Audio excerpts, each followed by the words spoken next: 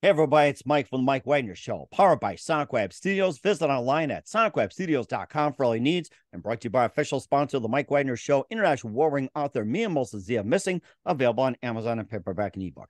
We're here with a terrific lady who's done it all. She's a former model, actress, cheerleader, figure skater. She began her wonderful career at the age of 7. She appeared in Playboy, CoverGirl, and also a VJ as well too for the Playboy channel, and also she also was in Hot Rock as well too, and also she was also cheerleader for the USFL's LA Express, and she transitioned to global print sales, later became vice president business development, worked in insurance and financial industry, became a success, and she also got to be an author of a couple of books, Here Comes the Sun and Son of a Basque. And we'll talk about how she went from being a model, actress, cheerleader to getting insurance and an author as well. Just an amazing story, an amazing career. And live, ladies and gentlemen, from Plus Studios in beautiful downtown Los Angeles, the former model, actress, cheerleader, figure skater, and also global sales and insurance industry leader, and the author of the book, Son of a Basque.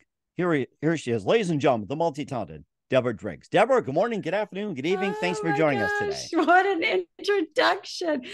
My gosh, you could do the eulogy at my funeral. You Eulogy, have it you're not dead down. yet. You're You not have dead it yet. down. I was like, wow, I gotta record that. Well, Yeah, actually, it's kind of like at the very end. Let's just call her the reinvention queen. yes, that's right. And I think we do need to reinvent as well, too. And when you thought about the eulogy, it made me think of Monty Python's I'm not dead yet. Yeah. I mean, but gosh, it's like, I'm like, wow, I guess I could pat myself on the back, which is so hard to do, and just say, yeah, you have dipped, into a lot of different areas in life. And what a great experience to have. And a lot of learning lessons come along with that. So thank you for the beautiful introduction, and thank you for the time and having me on your show. And it's a pleasure as well, too. You got an amazing career. You're a former model, actress, cheerleader, figure skater. You began a career at the age of 7. You appeared in Playboy, CoverGirl. You're a VJ for the Playboy channel. And also you were in Hot Rock as well, too. And you're a cheerleader for the USFL's LA Express. You transitioned to global print sales, later became vice president business development, and also worked in insurance, financial industry. And you also an author of the book, Here Comes the Sun, and also Son of a Basque, which is a story of your grandfather, Mark Arrieta, and of course, being basically a story of survival and more. And before getting all that, Deborah, tell us how you first got started. Gosh, I think, to go to the very beginning of all of that was the desire to perform. And that was the figure skating, just getting up you don't get up at 4 a.m. in the morning unless you really love what you're doing, especially as a kid, because Mm-hmm. that's a big commitment. And, I didn't have a social life. I had, skating and school, and that was it. And I liked my life that way. I liked what I got from skating because my home life was not so warm and fuzzy. It wasn't a fun, it was hard at home, and there was a lot of arguing and yelling and fighting and verbal abuse going on. And so I feel like my skating was that outlet to kind of like grow and learn and have beautiful coaches and mentors. And I understood that at a really young age, that was a gift. And so when I stopped skating at like right around 14, 15 years old, I remember that for me was like the first kind of codependent death, because skating was my life. And I had so many relationships there and coaches and mentors that to lose that at that age, I really had no tools in my toolbox yet and didn't know what to do. And so that was the first thing that kind of got swept under the rug, so to speak. And then right at the same time, my parents got divorced, which was, like two deaths. So now I've got the death of my parents and the death of the skating, and kind of really lost at a young age. And so I went into dance because that was kind of the natural progression from my skating, dance and cheerleading and still performing. Mm-hmm. And so when I won the spot on the USFL for the LA Express, that was the first time I performed in front of thousands of people, because there were thousands of people at the Hollywood Palladium for that first audition. My routine ended up on all the 5 o'clock news. Wow. Yeah, it was a big deal. And that was my first taste of really performing at the Coliseum in front of big audiences and being on the news and, doing, like, all of a sudden we were doing promotional appearances, and the morning shows were having us as, the new cheerleaders, and Paula Abdul was teaching our routines. This was all 1983. Wow. And so that was kind of, I think, the beginning for me of like, this is what I want to do with my life. I just want to perform. I was young. I was 19 when I was a cheerleader, and I didn't know any better, thank goodness, because I probably would have today talked myself out of it. But I didn't know any better. I just thought, I want to perform, and this is so fun. I love all this attention. And I think that right there was the first addiction, because it was like, I liked being in the spotlight, and I liked having the all eyes on me and people coming up to me and grabbing me for an autograph after the games and all of that. And I liked what came with all that. And I'm not going to lie, I liked that attention. And so it was no accident that I ended up in Japan and began my modeling career.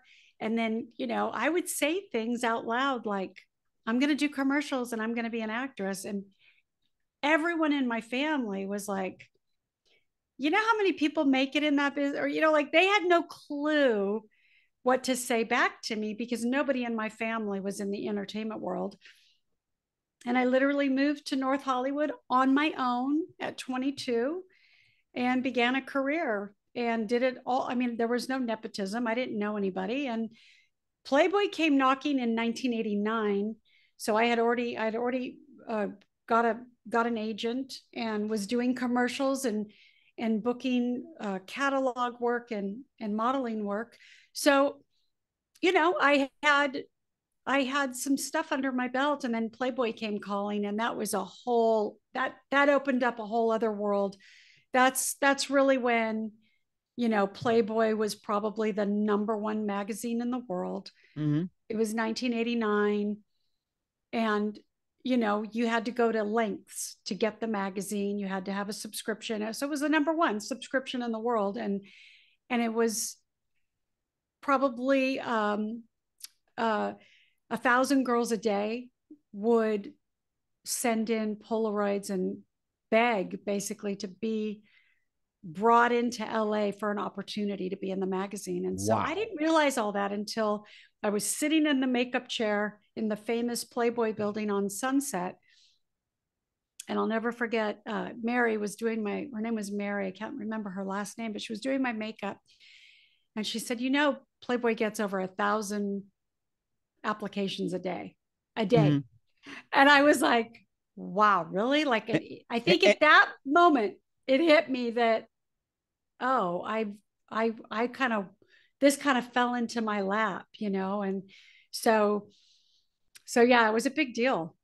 Mm-hmm. And how they contacted you is like, into how they found out about you. Was it through the LA Express? Was it through the channels, entertainment? Is this like, how do they first come in contact? Is like, how do they discover you? Yeah, great question. So no, LA Express was in 1983. So from 83 to 89, I had already been modeling and working in the industry. And I was with an agency called Mary Webb Davis. And my agent at that time, her name was Vivian. She was a British woman, and she was my agent. And she called and said, Playboy has a new book coming out called The Lingerie Book, and they'd like to see you for an audition for the cover of that book. So I went in for the audition, and it was very clear within an hour of that audition that they wanted me to come and test to be a Playboy centerfold. And, I remember getting the call and thinking, that can't be right, and I had to like kind of go back and forth with a lot of people on whether or not it was going to be a good idea for my career choice. Mm-hmm. I was real naive at that time. I didn't really know if I wanted to go down that path. And everyone at that time said it would be a great idea. It was a different time in the history of Playboy. It Mm-hmm. was the number, like I said, it was the #1 magazine in the world. So Right. I remember the that. And guys would line up just to get the latest issue. Even it's like, say, with Carol Alt or Cindy Crawford and all that. It's like some yes, guys it like was fight and huge. kill just to get that Yes, piece. and there were at that time, gosh, I can't remember the number, but it was in the hundreds of thousands of fans, Playmate fans, just for the centerfolds. And so we did a lot of promotions back then. You know, once you were a centerfold, then you did promotions. And there were a lot of fans that would show up just to have you sign their issue. So it was a really big deal. And from that, then I was the first VJ for Playboy's Hot Rocks, which opened up a whole bunch of other doors. And that's how I ended up, you know, I will say this, that I was doing really well up until Playboy, but when Playboy hit, all of a sudden I was being called in for everything. Everybody Wow. wanted to meet me, and my career just took off because everybody's like, "Oh, we want to hire her." And so, and then I ended up on the Oprah Winfrey Show and the Vicky Show, and you know, just started doing Howard Stern, you know, all those, because back then that's what you did. You just did the circuit of all the talk shows and radio shows and all of that. It's very different today, obviously, but back then it was a big deal. Mm-hmm. And of course, spanning that time as well, too, social media makes it a lot easier. How did your family react to the news that you got on Playboy and got to be like #1 centerfold and everything like that? There was really, it was just a reaction of, that's Debbie, you know, that's, you know, of course, because I think they were already kind of like, oh, she's on that commercial, and or you opened the paper and I was in a Sunday catalog ad, or you know, they were used to kind of seeing me doing stuff and seeing me on TV. And I also was a model on the fashion channel at that time too, you know, within those years. So I think they were starting to kind of get used to the fact that I was actually doing this and making a career out of it. And so Mm-hmm. when Playboy came along, I think it was like, oh, okay, she got picked for that. I don't know, you know, who knows? I wasn't, you know, it's funny because when I look back on that time, I wasn't really close with anybody in my family, and I didn't know what their reactions were. I know that I wanted to do a promotion in Washington State, and they were a little more conservative, and they weren't interested in having me come. Mm-hmm. Um, there were a few things like that because I have family in Washington State. But other than that, I just, you know, because I don't have real close bonds with the people in my family, it just seemed like another job. Mm-hmm.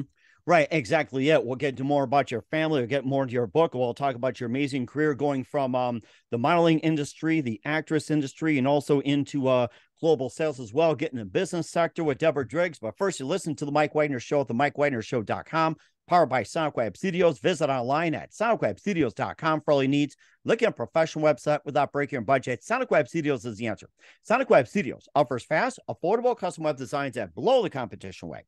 Call today, 1-800-303-3960. It's 1-800-303-3960, or email to support@sonicwebstudios.com. Mention the Mike Wagner Show, get 20% off your first project. Sonic Web Studios, take your image to the next level. Also, time to give an official shout out to our official sponsor of the Mike Wagner Show, international warring author Mia Molson Zia. If you love fast-paced mysteries, you love Missing by Mia Molson Zia, available on Amazon in paperback and ebook. Missing is fast-paced and intriguing with an unforgettable twist. Takes place in 4 countries, 2 strangers, 1 target, where truth is illusion and those you love will be the first go missing. It's available on Amazon in paperback and ebook. Missing by Mia Molson Zia has garnered great reviews and even endorsed by Howard celebrities, including Joanna Cassidy, Forbes Riley, and many others. So grab your copy today for it goes Missing by Mia Molson Zia. Did you Available on say Amazon. Forbes Riley? Forbes Riley, yes, we'll get to that in just 1 minute. And the Mike I Wagner know Show. Forbes. Really? Oh my gosh. Yes, Yeah, yes. so shout out Forbes. Oh, yes, I yes, love yes. her. Oh, Yeah. yes, yes. What a wonderful person. Yes. And we'll get to more about that. And also, the Mike Wagner Show can be heard on 40 podcast platforms, heard in 100 countries, including Facebook, SoundCloud, Spreaker, Spotify, and iHeartRadio. Also, Anchor FM, iTunes, Google Play, Amazon, Audible, Apple Music. Also on Hamilton Radio every Thursday night, 9 p.m. Eastern, 8 Central. Also on BitChute, Rumble as well, and a few podcast platforms. Take us with you on any mobile device. Subscribe to the Mike Wagner Show on the YouTube channel. Don't forget to follow the Mike Wagner Show on Instagram, Twitter, and TikTok today. And for great gift ideas, go to Amazon.com. Check out the Mike Wagner Show podcast. T-shirts, pop sockets, throw pillows, tote bags, hoodies. Makes great gifts 24/7. Go to Amazon.com. Check out the Mike Wagner Show podcast. And for more great gift ideas, go to Amazon.com/Mia Mosensia for great books like Missing, Once, and Wrinkles. Also t-shirts, pop sockets, hoodies, phone cases, and more. Amazon.com/Mia Mosensia. Check it out today. I'll support the Mike Wagner Show on Anchor FM, PayPal, and the MikeWagnerShow.com. Make sure you do so today. And Forbes Riley also gave a big testimony about Missing as well, too. And she'll, all the love as well, too. So love Forbes. She is a big burst of love and energy. I love her. Oh, definitely do. And next time we talk to her, we'll talk to our sponsor. We'll let them know that as well, too. And, get in touch as well, too. So, yeah. And I'm so glad you mentioned Forbes Riley as well. So that is so of course. amazing. Yeah, Forbes. That's right. We're giving She's a lot the of queen. She's the queen of pitch. She's the queen of pitch. Yeah. Oh, yes. I think she has sold over $1 billion worth of products. She is just such a high performer, and speaker, fabulous speaker. Yeah. Yeah, definitely too. And of course, you raked in millions as well too. That you went on to the, you transitioned from the modeling business, acting. You also got into the global print sales, and tell us about the transition. You went from Playboy to being on the BJ Hot Rock channel for Playboy as well too. The LA Express, and the transition going from there over to sales. And of course, it was one of the transitions that you made fairly seamless with your personality. Well, at 40 years old, divorced, and not a lot of money, you have to grow, you have to stretch, you have to reinvent. And first I went into real estate, and it was right around the 2008 time, and I worked in a second home market, and so that didn't work out, and I could see that coming, and it was not fun because I started out, I was doing really well, and then that crashed. And then I met somebody, I did a couple of odd jobs, and then I met somebody who owned a global print business, and he said, well, if you can sell real estate, you can sell print. And I said, are you sure? And I said, and then, I'm like, I don't know. So we really worked out where I would work on a draw first to just kind of see if I could add value to his company. And I did immediately. And so then I was like he put me head of business development. Nice. But yeah, I think the gift, the genius that I have is I have no call reluctance. I don't have the fear of calling people and talking to them and letting them know what I'm doing. And so I called everybody, and I brainstormed with ideas. And that's why he made me head of business development, because I decided that we should get into the standee business in the entertainment world, and that I had connections with that. And so, I worked really hard to break into that business. That's a hard business to break into. And then, we had deals together through Revlon and Hallmark and all of those types of print procurement companies. But really what happened during that time is I was living in New York, and my kids were living with their dad. I was getting back on my feet, and I decided to get my life insurance license while I was doing that. So on the weekends, I was studying because I was in with one of the biggest brokers in the life insurance industry. And around 2011, I kind of switched over from print to life insurance. And by the end of 2012, I was the #1 life agent 3 years in a row. And Nice. that was just, they were like, who is this person? Because I qualified for the $1 million round table, and I had a good run with life insurance until COVID hit. And then COVID, I had to reinvent again because I live in LA and the restrictions in LA were so bad. And so we really shut down here. And so all the partners went either to Tennessee or Florida or Virginia or New York. I stayed in LA and wrote the book. So yeah, I've worn a lot of hats, and I've had a lot of success. And I don't say that to brag or anything like that. I say that for anybody who's listening, that's possible. That a girl that was a cheerleader, dancer, model, cover of Playboy, how does that happen? How do I end up from the cover of Playboy to the head of sales in an industry that I really had to learn as I went? Those things are possible in life. And I think we get scared sometimes to reinvent and try something new. And there's belief systems that can hold us back. And I had a lot of horrible stories. I had things like, well, I never graduated from college, I I would hear throw those this, stories all the time. I never right? Like, graduated from college, never I graduated didn't from high school, graduate never from got a college. GED. Why? I hear all the time, and social media has really exploded where it's like it's getting me very common these days. It's like, Yeah, but what I mean is, like, my stories and my belief system for myself was so like, well, I don't have a college education, I don't have a degree, I don't have but really it's like those are just stories, those are just beliefs, because I didn't need any of that. I needed people skills, networking, and hustle. And I mm-hmm, had those were my genius. And being an insurance expert isn't what got me the deals. It was that people really liked doing business with me. I showed up, and that's 80% of sales is showing up. So, so that, I say that to anybody that's listening that might, be scared to reinvent. And we know, because during COVID, a lot of people had to reinvent. And so that I was one of them, because we got shut down for 2 years in Los Angeles. And I thought, well, I've always really liked writing, and I really want to write. And so I started out with writing a weekly blog. And all of a sudden people were tuning in to that. And then I wrote this book, and then I wrote another book. And so,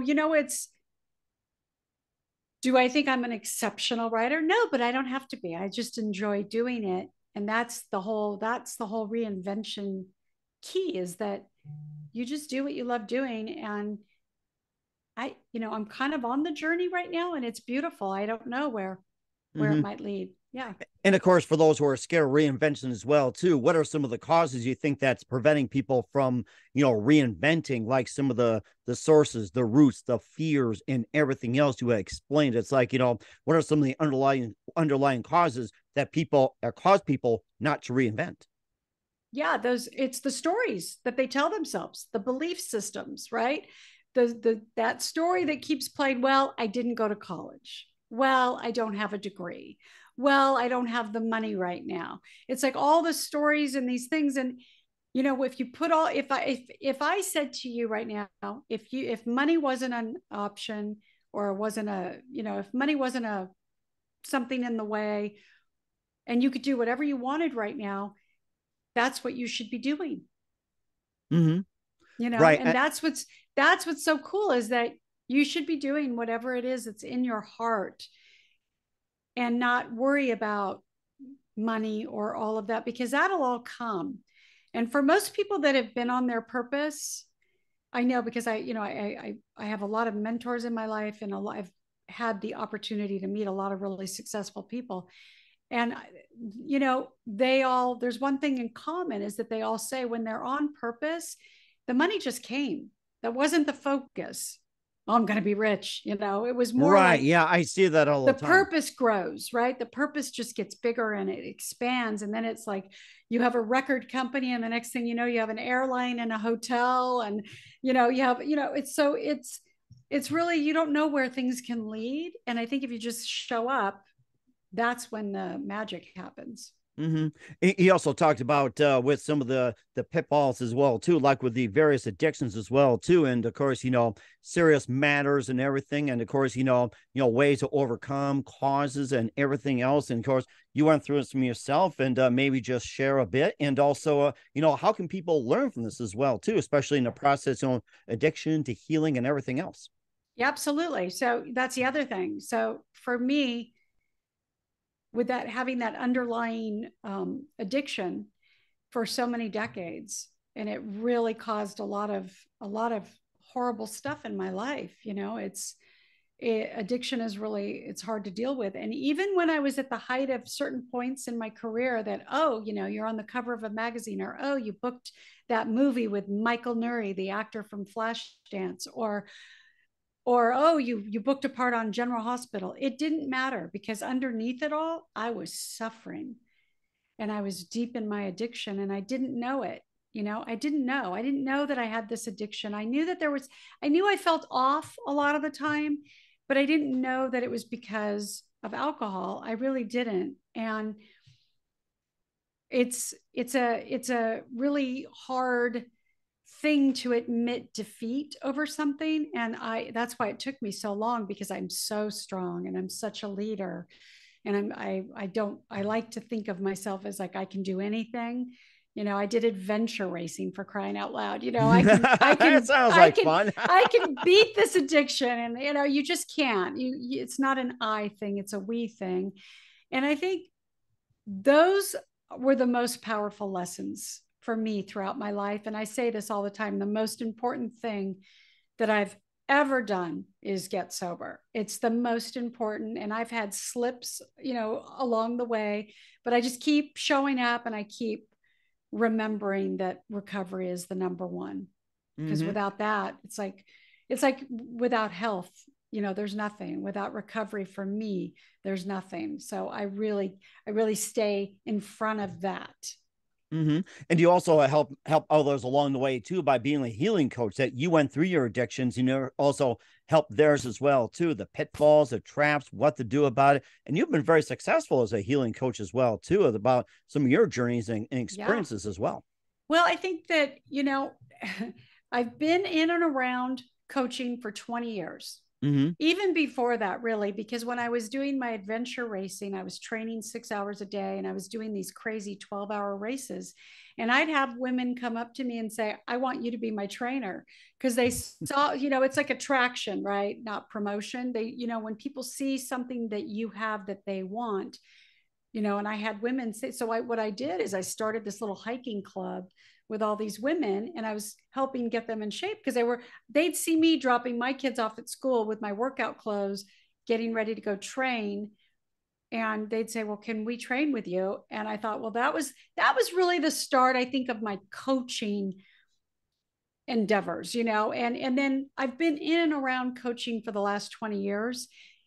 And I think the best way to describe really what coaching is that I have experiences that I share with you, and I guide you on what not to do because hmm I've already made that mistake.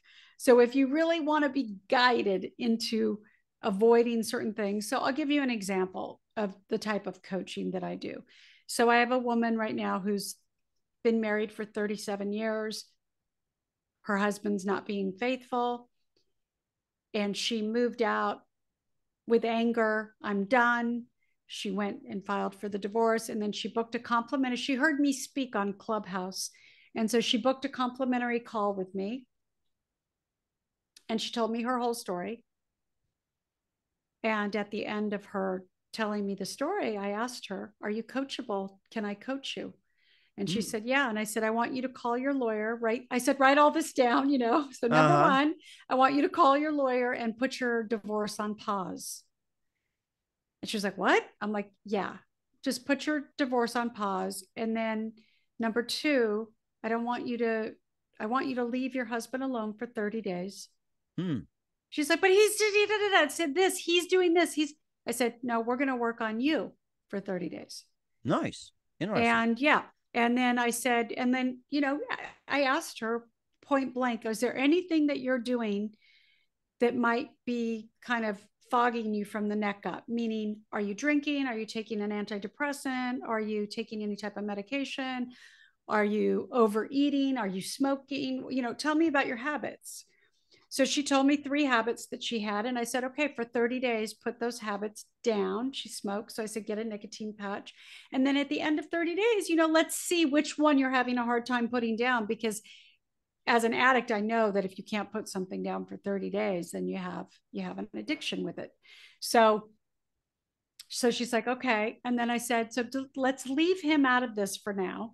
Let's work on you. Let's get you clear from the neck up, and let's not make any major life decisions. Can you do that? Because what happens is we make these permanent decisions when we're in these really weak emotional states. And we think it's all them or the situation or they or them or he or she. It's them, not me. And when we put that aside and we kind of look at ourselves and we do a little bit of a relationship detox, we have an opportunity to clean up our side a little bit and look at things with a new set of glasses, so to speak. And so that's the kind of work that I do is it's removing the drama, removing the chaos, and like kind of starting over on a new journey to get back to yourself. Because I don't think people divorce for a lack of love. I don't. I think they divorce because they've lost this polarity and they've have all these little sticky notes on each other. He's an asshole. She's this. He's me. He's cheating. She's a nag. We have all these different scenarios going on, and we don't even see who we actually married. Right. And truthfully, 90% of men that are cheating on their wife, they don't want to leave their wife. They just aren't getting what they really need from the wife. And so I said, why don't we before, and maybe, by the way, there's 10% where I could be totally wrong, but for the most part, and for the many situations that I have dealt with this with the clients, I've been pretty right on, and I've saved a lot of people from parting ways. So what I have learned is I started out as a business coach to help people with sales and marketing, like all that. And what I found out is that most people were struggling with their relationships. And I thought, okay, well, I can help you with that. And of course, knowing your business takes on a different meaning nowadays. Well, and here's the thing, when we clean up our personal life, the business takes off. But when we're living in chaos, the business is going to be in chaos. That's just the way that energy works. We have to clean up our mess and get our mindset straight to then function in our business, especially entrepreneurs.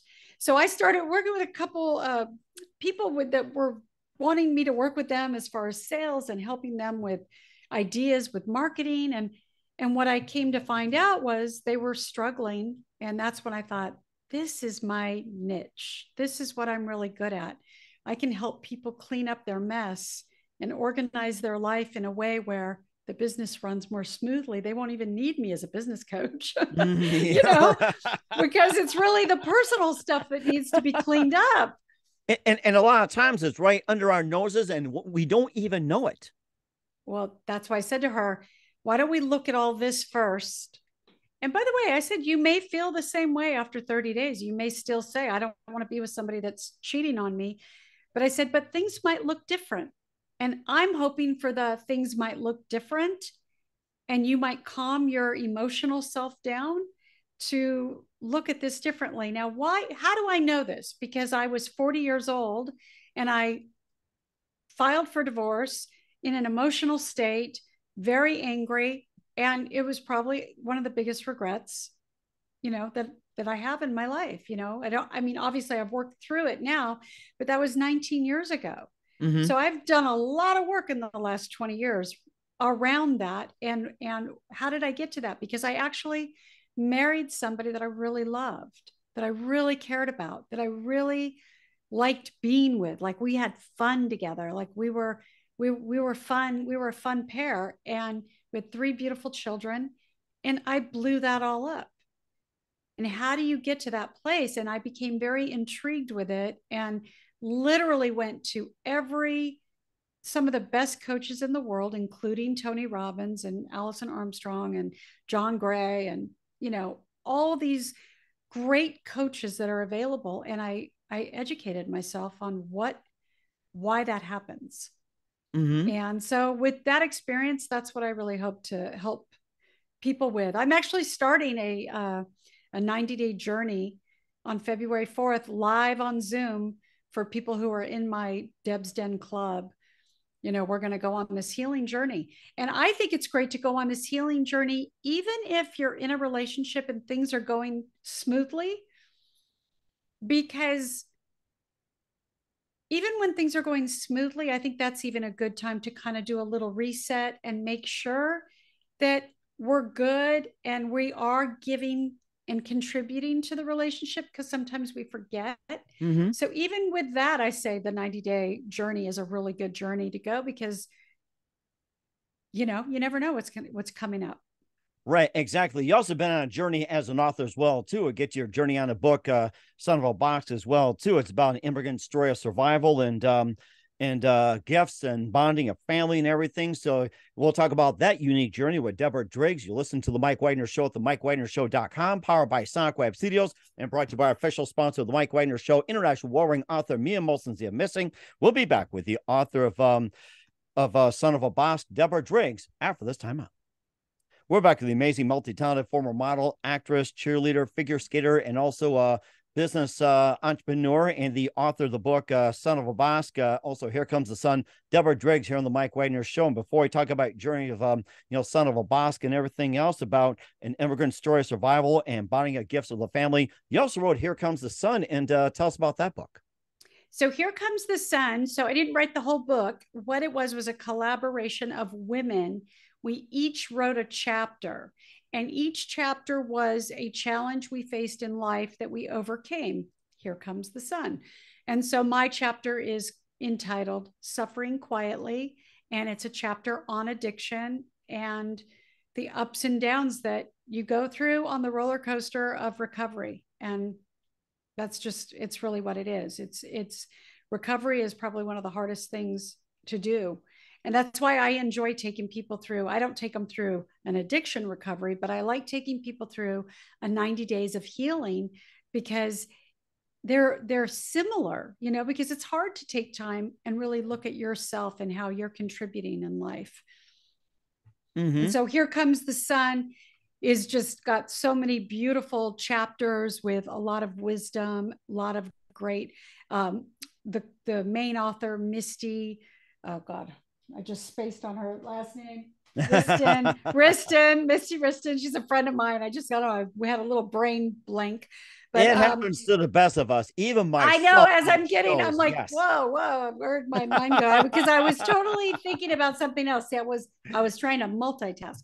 Right. So, yeah. And of course, brain health is another one too. I've had people on brain health, and sometimes, blips like happen and we all discover it. So, yeah. So she asked me to write a chapter, and I'm actually collaborating with her in another book coming out this year called Now What? Okay, I lost 200 pounds. Now what? Now what? Yeah. Okay, I quit smoking. Now what? So we had a really good time with that collaboration as well. And then Son of a Basque is a manuscript that I found in 2017 when my grandmother passed. We were cleaning out her house, and there was a box in the garage with all this paperwork, like typed paperwork. Mm-hmm. And it wasn't in any type of order, and it didn't really make sense, but I knew it was a book. And the top was a file that had like submissions that my grandmother had sent to publishers in the early 80s. So mm-hmm. This is like a 40-year, this book was written like 40 years ago. Okay. A 40-year journey. Yes. A 40-year journey. And here it is now in a box. So it was the only thing that I shipped from Florida to LA. And I didn't open that box until 2019. Oh, wow. And yeah. Oh, wow. Because it was, oh, wow. Because I opened the box, and as I started kind of piecing this puzzle together, I realized it was this beautiful journey based on my grandfather's life. And it put me on a mission of the importance of writing down family history. You know, it just put me on that mission of like, this is really important stuff. And 80% of what I was reading, I didn't really know. And I thought, wow, all my grandparents have gone now, they've passed, but I have this one grandparents roadmap. Mm-hmm. And I thought, God, what if I had all my grandparents' roadmap? What if they all left behind something like this, you know, where I could really learn more about them? And then I was like, wow, I should have taken more time to interview them. And then I started like, then I started going down this whole like, I'm going to write about this is going to become my mission. And so I thought this is going to be a book. And I really wasn't concerned with if anybody even read it. I thought, well, if one person reads it, it was worth it. And it turned out that lots of people have read it and have reviewed it on Amazon. And it's a beautiful journey of one man's survival and maniacal persistence. And there's some really beautiful gems just about how he met his wife and nice. And then, you know, how he lost his whole crew in World War II. Mm-hmm. And there's just so many like twists and turns. But the first chapter, it's kind of like it had me at hello, because the first chapter, a lot happens. It just grabs you in the first chapter. And so I'm working on the screenplay right now because I think it really should be a movie. And there's just so many interesting things. I think as far as a movie goes, it's interesting to see that kind of part of World War II and the tail gunner perspective, because my grandfather was a tail gunner and he was very claustrophobic, and he was in that little part of the airplane where like how he describes yes, I think I've seen it where it's like, you know, you're flying this plane, here is like a little tiny cockpit and here you are like like that. No, it's so claustrophobic, and he describes it so really like well in the book and takes you on that. And I thought, and he did over 25 missions and survived. And the one mission that he didn't go on because he was in the infirmary with pneumonia, his whole crew got shot down. And I think that probably was the hardest thing he had to live with up until 1998 when he passed. Wow. You know, looking back now on his whole journey. And he had Parkinson's at the end of his life. And I remember he would shake, and he had a lot of post-traumatic syndrome. But now that I have this book and this roadmap, you know, it's like, it's interesting because now I can put these pieces together of like this generational trauma of what he must have been like as a father, and then passes that down to his kids. And then my mother, you know, who saw him in that light. I was the granddaughter, so I didn't experience him as a father. I got him as a grandfather. So it's a much different experience. But to have that information, I think, is so important because it gives like my kids' kids, this kind of like look into where they came from, just from one grandparent or one great grandparent, just a little history there, you know? And so anyway, I went on this whole, when I wrote so many blogs and articles and things and interviews about the importance of having a family history for generations to come. And I just think just from finding this miracle, this gift, that it woke me up a little bit to, it is important, even if you don't like your family. Okay. Even though, because I wasn't real close with my family. So it's not like I had this really close relationship, although I did with my grandparents. But with the rest of the family, I did not. And even when you don't have a close relationship, I think it's important to take the time to really understand where they came from. There's something really interesting about that. And, you know, when my grandmother was dying, she lived to be 93 and almost 94, really. She was right before her birthday, she passed. And she was all of a sudden telling me stories of her, you know, started telling me stories about how when she was a kid, she used to run around. She's from London. and she used to run bets to all the pubs. She was a runner for bets. Oh, From wow. all the pubs. And I'm thinking, you're just now telling me this, like, because I was like, I need a piece, I need to write this down. I mean, it was such great information, but she had a wild life too, and they met. She was a war bride. And so, my grandfather grew up in the Delta, Colorado area, and she's from London. She grew up in Britain. She's British. And they met during World War II. She was a war bride. They got married. She was 17. And they Wow. stayed married. I think they celebrated their 55th wedding anniversary before he died. That is amazing. And in fact, I've seen it too, where I've been in events where it's like, I did a wedding a while back for a couple celebrated 50th, never got to do a dance because as soon as he got married, he had to go to war. That was very common back in the day too. And very common. Yes, yes. I love you, kiss the bride, and then off you go to war to fight whoever, that sort of thing. Yeah. And it's so, and she was 17, and then they had this very crazy life because he would get stationed in Guam, or then they'd go back to London, and then Washington, and then they ended up in California. So they lived all over, and they had quite an extraordinary military life. And he was of service throughout his career in the military. He served in Korea and he served in Vietnam, and so they had a very interesting military life. And then he became a detective. But there's also a whole, he worked in, I think right before he went to, or after World War II, he worked as a prison guard at San Quentin. Oh, it's like, wow. Wait, what? So and I had no idea. Maybe you want to see Johnny Cash. Who knows?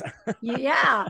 So, I have to say it's interesting to find that. And I just feel really privileged that I got to make it into a book and edit it and go through that whole process, because it's really not an easy process, the whole writing and all of that. And I learned so much doing it.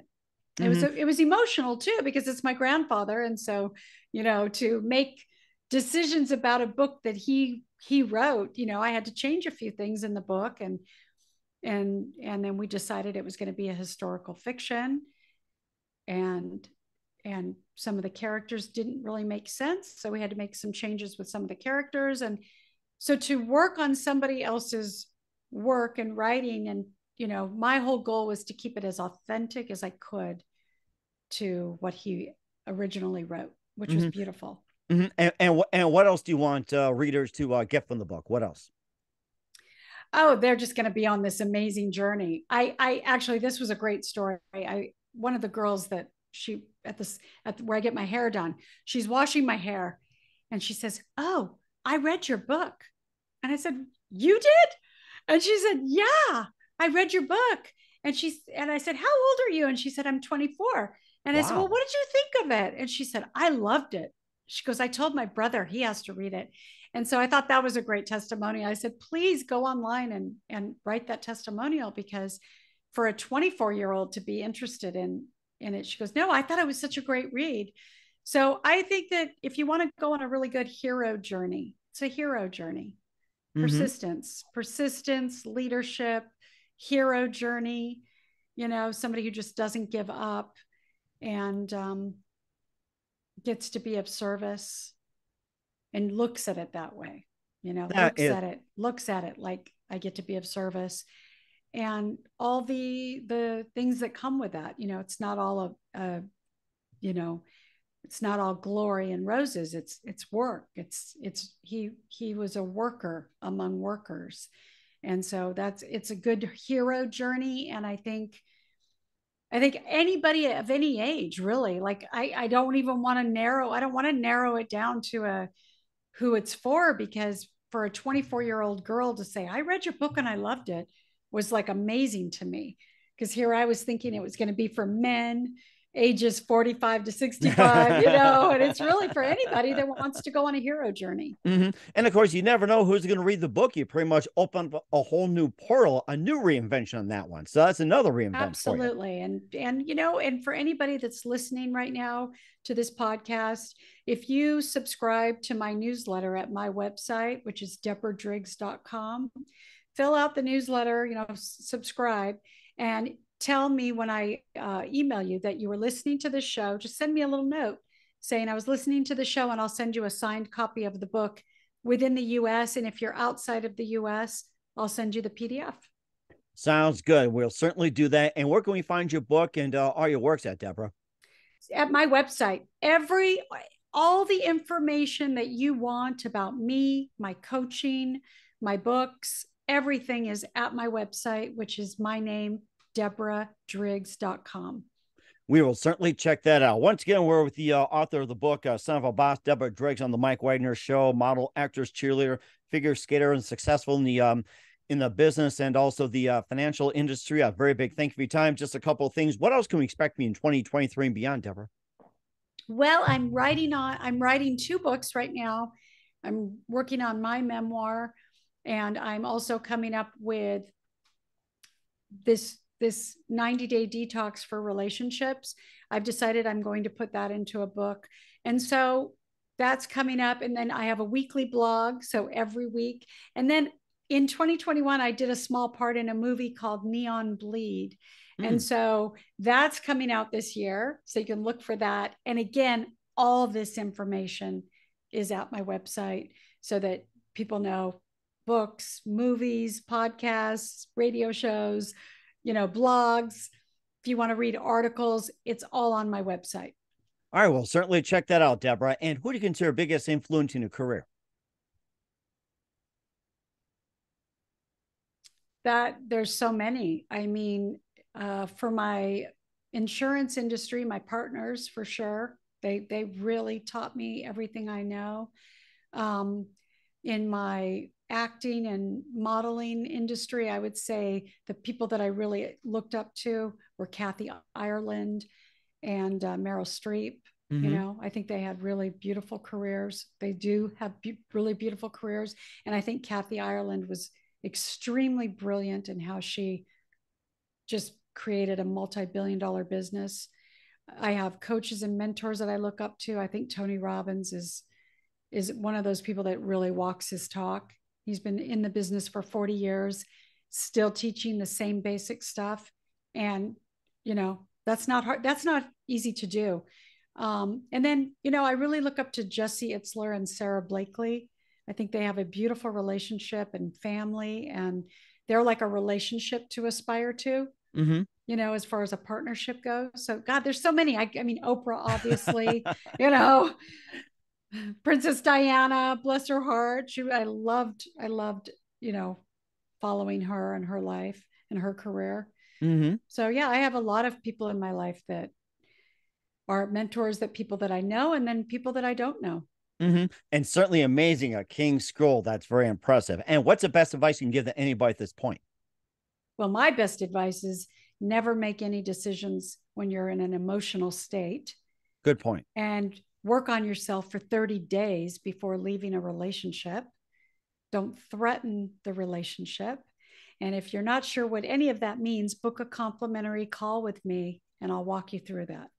We'll certainly do so, and that's great advice to heed too. We're with Deborah Driggs of Son of a Basque, and model, actress, cheerleader, and extraordinary here on the Mike Wagner Show. Deborah, very big thank you for your time. You've been absolutely fantastic. Great journey. I love having you on. Looking forward to having you again soon. No problem. And just keep us up to date. Keep in touch. Love to have you back. And once again, what's your website? How do people contact you? Where can people purchase or check out your books and check out your goods?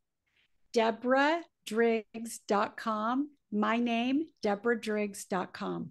We will certainly check that out. Once again, Deborah, very big thank you for your time. You've been absolutely amazing. Looking forward to having you again soon. Keep us up to date. Keep in touch. Love to have you back and wish you all the best. And Deborah, you definitely have a great future ahead of you. Thank you so much.